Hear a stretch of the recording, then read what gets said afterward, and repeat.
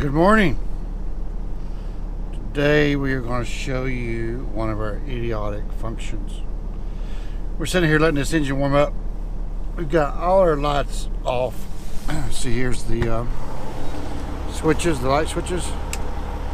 We're going to leave them off. We're going to turn this lamp test function off, and we're going to walk around and show you guys what that does.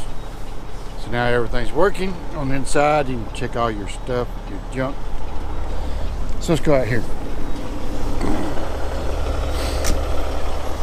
This is why I don't like this feature, because if you're in a truck stop, it's sitting here flashing your lights at you.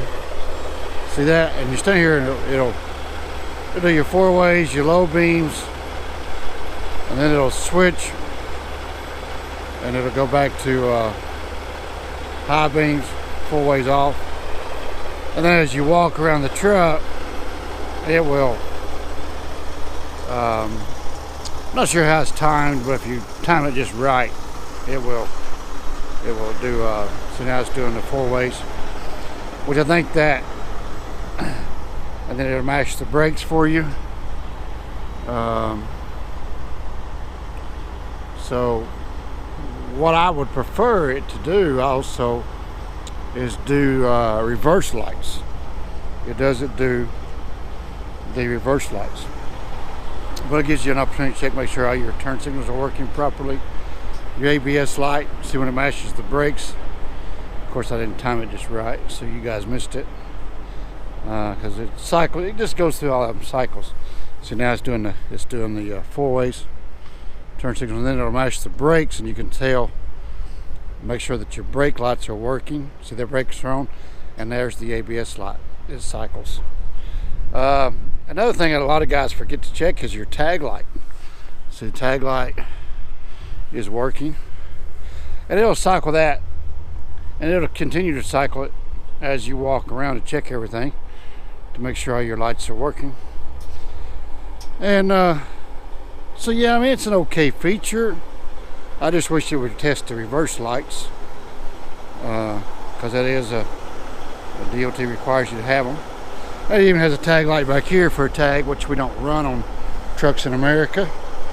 The tag we run is on the front. So I think those lights are on because maybe I have the switch on. We'll go find out here in a minute.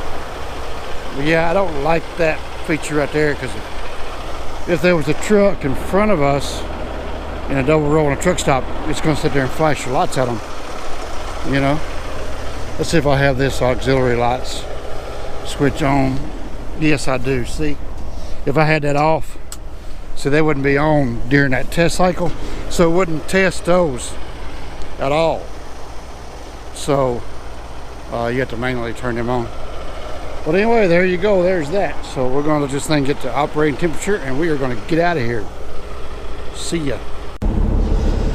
Okay, good morning again. We have the engine temperature warmed up to a whopping 150 degrees, which it doesn't take very long, because that tri-pack running periodically throughout the night warms up the coolant. But it's 39 degrees outside over here in the beautiful big sky state of Texas. And I always like to let the old girl get to operating temperature before we head out. A friend of mine and I was discussing that last night. Cool down periods, warm up periods. Our trucks have ignition timers on them. So like if I roll into a truck stop, not a truck stop, I roll into a rest area kind of hot. When I say hot, you know, I'm out. I jump off the interstate at cruising speeds, jump in the rest area, which is not a very much of a jog. I'll set the ignition timer for 3 or 4 minutes, take the key out, go inside the rest area, use the restroom, blah, blah, blah. Truck stop, time I get off the interstate and make it into the truck stop, back into a parking spot, I feel like she's cooled down enough to shut her down. So that, with these modern engines, that's about all we need, I do believe. These trucks nowadays don't have pyro gauges, but anyway. So yeah, let her do her thing. But I think I heard years ago that that's what they recommended. They said pretty much nowadays, time you get off the interstate and get to the truck stop, she's cooled down enough to safely shut down. But hey, anyway, I turned the camera on because I got breaking news, right? I was fussing about this Rand McNally, telling you how stupid the thing was. I don't think it's the Rand McNally as much as it was the operator. So while I was sitting there, I've been awake since 3:30 this morning. It's now 7:30. I could have rode out at 3:30. My 10-hour break was up, but there's no hurry. I've only got 286 miles to go to get to where I got to be in Dallas, and it's way too early. So I'll stop. And look, there's a Pilot, 37 miles. Okay, no wonder I couldn't find it. There's a Love's right up the road here, but it's a small Love's. Anyway, so I'm gonna get there way too early. You know, if I drive straight through, I'll be there at like 1 o'clock. Well, they're closed. You know, so I'm gonna get there about 7 or 8 tonight, just before my 14-hour clock is up, and get the guard to let me into the staging lot at the warehouse. There's a double gate. There's one gate, locked gate with a call box. You call the security guard, he lets you in, and you park in front of the next gate. So that's the plan with that. So I'll stop at a truck stop somewhere and kill some time, grab some lunch, grab a shower. Anyway, back to the breaking news. I'm sorry, clean this windshield off for you guys. That's all you get. I don't want to mess up my truck. So breaking news is that the Rand McNally, you know, I was fussing because he wouldn't get us to Vegas. He wanted to take us all the way into California to exit 1 on 40 and shoot us back up to 15. Well, just like today, coming out of Vegas, going to Dallas, it was taking us all the way across 40 and shooting us down 35. And still running us 287, which is what we are on now, Highway 287 in Texas. And so I got to thinking, laying there in the bed, I'm like, maybe it's in the settings. So I pulled the thing off the windshield and went through the settings, and sure enough, it was on preferred interstates as well as fastest time, but it was preferred interstates was clicked. So I unclicked the preferred interstates and double checked to make sure it's on fastest time, and voila, it recalculates and loves 287. So now it's in agreement with the truck's co-pilot, so everybody's happy. So we'll give the Rand McNally a little bit more life probation. We were going to take it down today, put the Garmin back up there, but we're going to give the Rand McNally another fighting chance, because I don't think it's Rand McNally as much as it was the operator. Stupid operator, smart device. But we still don't have the app done that I wanted, which was the main purpose of buying a Rand McNally, other than the fact that I was just tired of the stupid Garmin.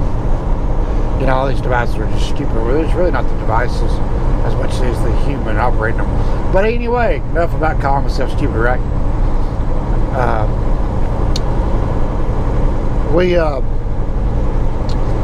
I wanted that Rand McNally because it was a tablet and I could download an app.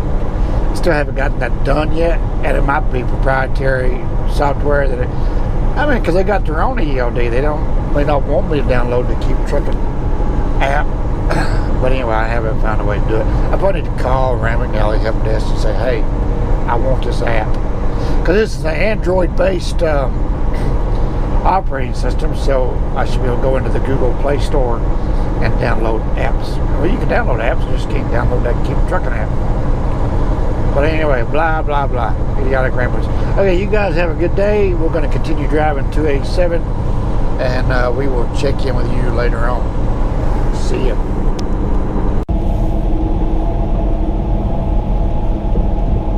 Keep left.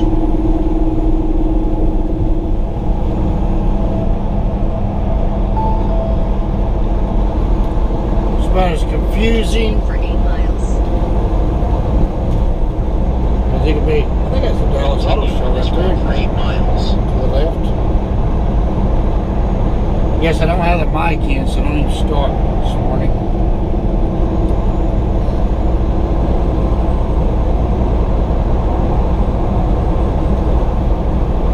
Just turn the camera on to get you guys a view of Dallas.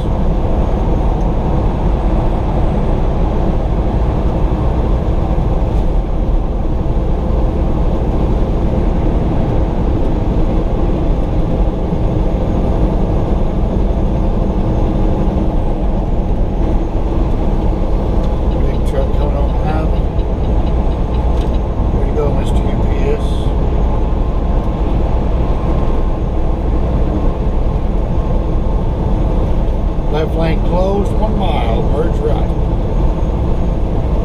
That's because they have that movable wall system. They add a lane going the other direction. Depending on what day and time of day it is, which direction rush hour goes, when they move the wall.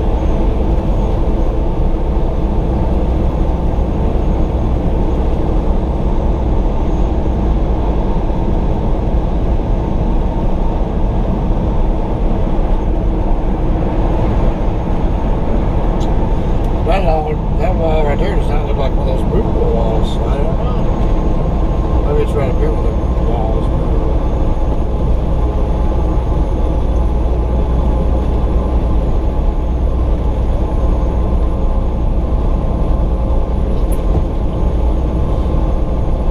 I think we gotta go left up here somewhere.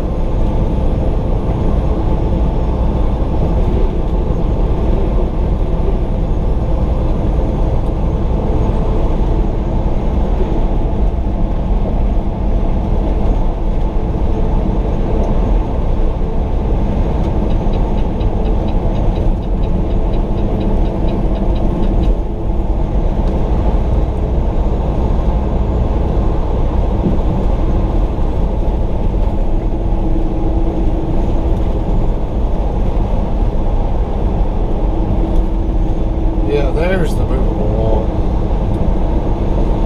This thing looks like a bus that drives over the top of it. Like a little S-curve in the middle of the bus. It just picks that wall up and just sets it over it. It's pretty cool. You should see it here at the other end here in a moment. I think it stays on top of the wall all the time. They just drive from one end to the other.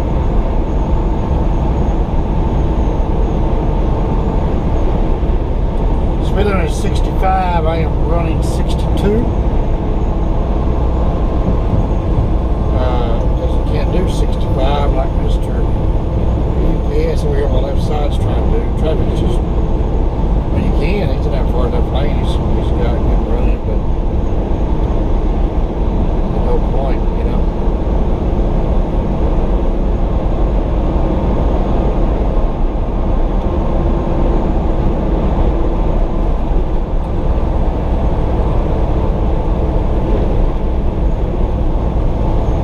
Somewhat keeping up with traffic, we are not a hazard.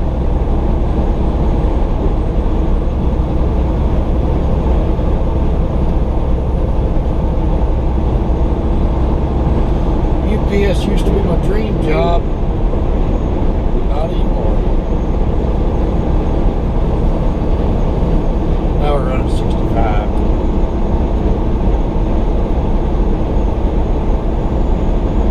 We got unloaded pretty quick this morning. They come in at 7. We were out there at 8. That's when we take my time sweeping the trailer out. Got to go over here to pick up a load of empty Coke bottles, which was posted as Dallas, Texas. Turns out it's Rockwall, Texas.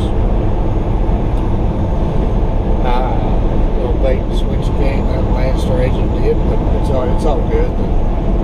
The mileage is the same of what he had posted on the loaded miles, and it's like a 30-mile deadhead. So luckily it's going the right direction towards home. Well, we were calling, telling what we think about it. sees a snake in the grass anyway, and I forced a higher rate out of it, and I had to argue with him about it. You really cannot negotiate with lane store rates. We're pretty well set. But I don't like that agency. So it better be a good road. I wouldn't pull for him when I was lane store, so yeah. Others I'm doing now is a decent rate on it, and it goes right to my house. Load empty Coke bottles going to Chattanooga.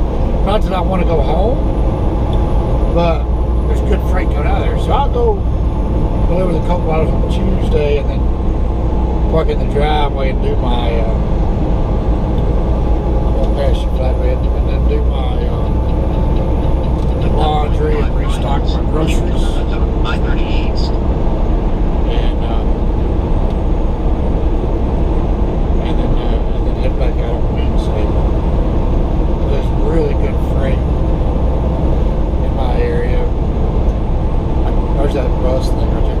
I checked on one today going to Raleigh out of Chattanooga, and I haven't confirmed it yet.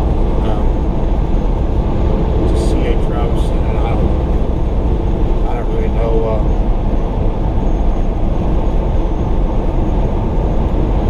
Pickup times. I haven't really checked on it. We'll stop randomly.